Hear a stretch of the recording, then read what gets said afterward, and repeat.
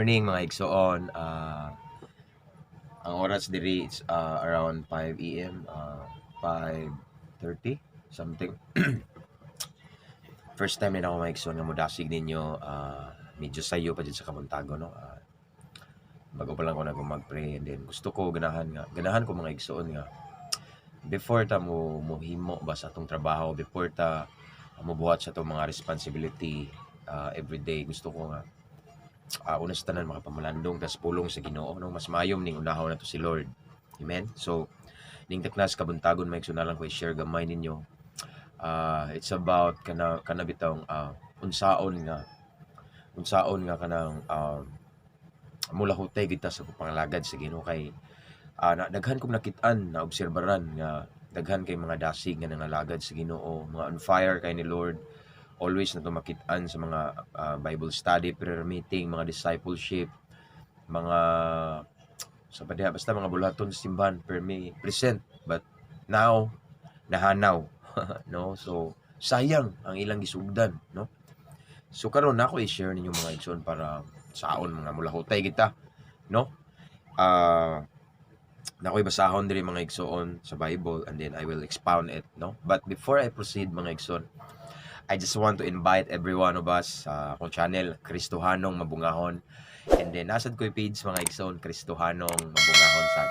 Okay, so, once again, the reason why I vlog, the reason why naghimo kong mga ngani mga igsoon, gusto lang na ako mga igsoon nga ipa-viral ang pulong sa Ginoo. Gusto na ako ipa-trending ang pulong sa Ginoo. Yes, daghan kay mga vloggers doon nga mga sikat. And then, daghan nag-vlog ron nga mga daghan kayo nag-subscribe. Ang ilang gipang vlog mga mga joke, uban binastos, murag wala bitaw, dili makatabang sa maayo man, siguro maayo para nila, but murag dili bitaw makatabang sa atong spiritual life, sa atong pagpangalagad sa Ginoo. Puro nun bugal-bugal ana nga daghan or i-promote ang unsa man diha nga mga butang. So ako mga igsoon naka-decide ko nga akong i-promote si Lord. Kung i-promote kanunay si Lord, gusto ko mataas siya. Wala ko nag-vlog kay aron masikat, aron ma-famous, aron mailado ko. No, but the motives of my heart is to glorify God alone. Wala dili para mo income, makakwarta, but gusto lang ko modasig sa matag usa kanato mga igsoon. Amen. So may nang magklaro ta ba. So naalala ko basahon mga igsoon, basahon diri sa sinulat sa Hebrew Kapitulo 12, versikulo 1 sa 2, akong basahon mga igsoon, nagingon ri. Busa kay gilibutan man kita nining dakong pundok sa mga saksi.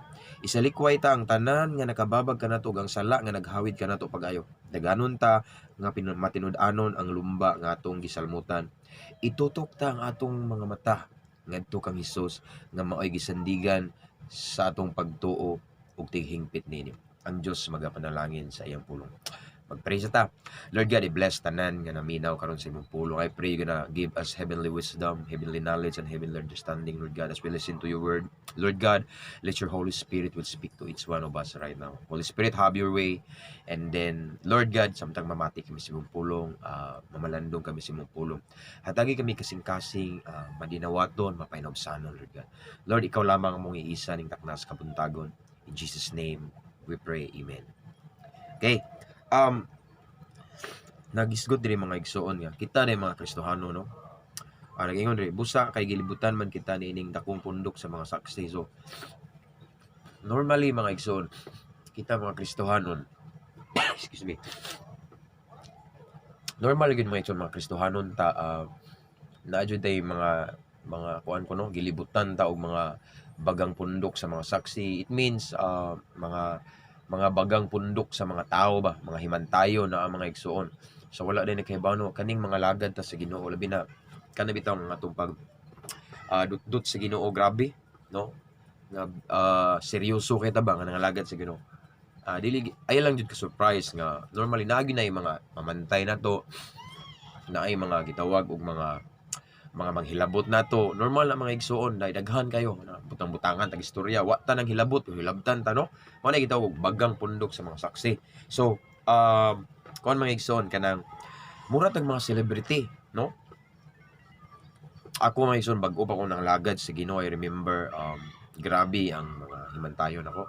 kabuangan lang ko kana siya ana ba daghan kayo kanang nabuang naman na siya sa Ginoo niya kanang perminti lang bantayan atong sayop nga ginagmay ana bitaw so dili sila makahinumdum sa atong mga maayo nga gibuhat no so mo ni atong bantayanan to mga basin ang uban wala kibaw ba kay ngani dinhi mga lagad yes mato ba ganingon Jesus Christ mga igsoon nga subay sa sigpit nga dalan kay naa diha ang kadaugan naa diha ang kinabuhing walay katapusan so usa ni siya sa pagsubay sa sigpit nga dalan daghan kay maghimantay nato sa atong while nagsunod ta sa Ginoo no so mao ni giingon diri mga igsoon nga next is sang lagi libutan man kita sa iniining dakong pundok sa mga saksi isalikway ta ang tanan nga nakababag kanatog ang sala no isalikway kuno nato ang tanan nga nakababag nya na may pakapin og ang sala meaning tanan nga nakababag naa day puy uban nga butang nga nakababag mga igsoon nga dili sala maybe mga butang nga dili siya sala maayo ba naglingaw-lingaw ra ka makalingaw but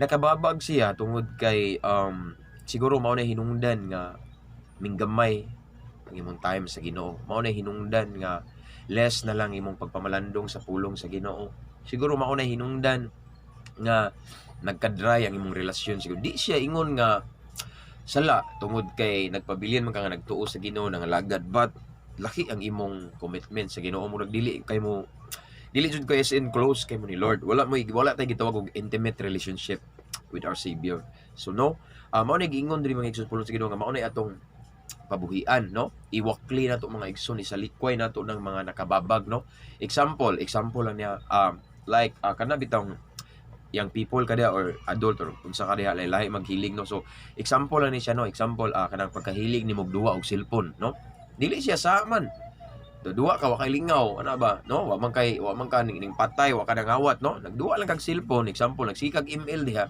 nagsikag COC nagsikag duwa diha mga igsoon unsa man ang mga nay trending no kanang snake bitaw lingaw kay ka pero kabantay nga sa imong pagkalingaw kanang magbasa na kag Bible murag kapuyo na ka di na kaganan mo ampo Lord wala tug na naglaway na no mao na bantayanan mga igsoon so mao na mga butang nga dili siya sala pero nakababag no kay ngano man instead nga magkapaduol ta sa Ginoo magluya man untana nun kay wala na tay dili na taganahan mo buhat og mga butang nga makapahimaya sa Ginoo kay naunahan man ta so mao nay mga butang nga bantayanan nato iles nato mga igsoon no sunod mga igsoon ug ang sala nga naghawid ka nato pag ayo sala kay bawo naman ta anything or everything nga atong gibuhat sukwahi sa pulong sa Ginoo kabuton sa Ginoo sala gina siya mga butang nga atong gibuhat sa tago nga nagtuo ta nga way nakakita kitara panakit-an sa Ginoo no mao nang mga butang nga igsoon kay bawo ka mismo makibaw man ka nga nakasala ka mga igsoon kay murag inighuman nimo murag naay magsigi og murag na ang Holy Spirit bitaw magsi-convict na huy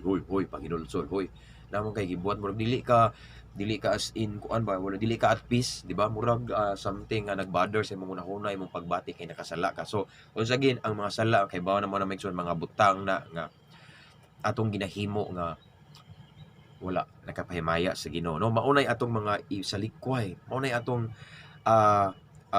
angay buhian mga igsoon kay ngano man while nagdagan ta sa lumba mga igsoon padung sa kinabuhing dayon imagine sama ta nga nagdagan sa lumbag dagan ba ni apil ta grace and then at the same time nagpas-an kag usa ka sakong bugas hinabang relief goods example lang ha so nagdagan ka unya nagpas-an ka og usa ka sakong bugas mga igsoon bugat kay na di ba naay time mga igsoon nga labi na layo pa kayo ang dag-anan ang finishing line ay time mga igsoon nga kapuya rin so gani ra di ka kalahutay ngana na sa pagpangalagad sa Ginoo igsoon nagali kay gipas-an diha so nang gidala-dala nimo mga igsoon di na nimo buhian posible nga di ka kalahutay lamang kay gitaguan ng mga pagdumot kasuko nga imong gihambin sa sulod mga igsoon imo nang gidala dili jud ka kalahutay sa pagmangalagad sa Ginoo naman kay mga sekreto da mga igsoon mga habit mga igsoon nga mahinungdan nga nakakutkot sa imong panahon sa Ginoo nga wa na kay time no gamay na kay panahon sa posible nga di ka kalahutay so mao nay atong isalikway amen no aron makalahutay ta ba and then nagaingon dire daganon ta nga matinud-anon ang lumba nga atong gisalmutan so mao na siya magdagan ta and then next is darang pinaka-point mga igsoon itutok ta ang atong mga mata ngadto kang Hesus nga mao'y gisandigan sa atong pagtuo og tighingpit niini sa atong pagpangalagad sa Ginoo mga igsoon, sa dagan sa lumba nga atong giapilan karon. Way lain nga angay natong tan-awon ug tutukan ang Ginoo gyud, no? Ayaw og tan-aw sa palibot, ayaw og tan-aw sa tao, ayaw og tan-awa ang imong bulsa nga wala nay kwarta, ay tan-awa mga igsoon ang imong pitaka nga wala nay sud, ay tan-awa ang sudlanan sa bugas mga igsoon nga wala nay sulod kay papastingon ra day kana, ay tan-awa nang nagbugal-bugal nimo mga bagang pundok sa mga saksi nga nagbaybiay, nagbutang-butang og istorya, mga tao sa dughan nga nakapasakit nimo, ayaw tan-awa na tutok sa Ginoo. Ay tan-awa ang imong pastor, imong leader, imong mentor, unsa man na diha nga mga alagad sa Ginoo, kay ngano man tao ra na sila og posible na masipyat. O kung ning idol ka og tao kay gigamit siya sa Ginoo, masipyat na siya, posible sad nga maluya ka sa pagmangalagad sa Ginoo, kay makaingon ka mao day na mao na mga nagsigwali, mao na nag-worship lead diha, mao na sila na magtambag-tambag, unsa naman ron nga ano. So ayaw tan-aw og tao. In the first place ang atong gilagaran Dios, Ginoo. Arita tutok sa Ginoo mga igsoon, kay ngano man at the end of the day sa finishing line way laing nagdupa nga moingon nato, well done my good and faithful servant, si Lord gina, no? So dili ang tao, ayaw pagtan-aw og tao kay wata nang alagad og tao. Ang uban din amo simba tungod kay nasakitan og tao, nasakitan sa igsoon nga nasa simbahan, no? So ilang gitan-aw ang tao, no? Pero no, ayaw na buhata kay gidasig ta sa pulong sa Ginoo. Listen carefully guys, mututok lang ta sa Ginoo nga mao'y atong mag-uugmad, the author and finisher of our faith. Tutok lang sa Ginoo, ayog tutok sa sitwasyon, ayog tutok sa coronavirus, ayog tutok sa mga unos, pagsulay, mga hagit.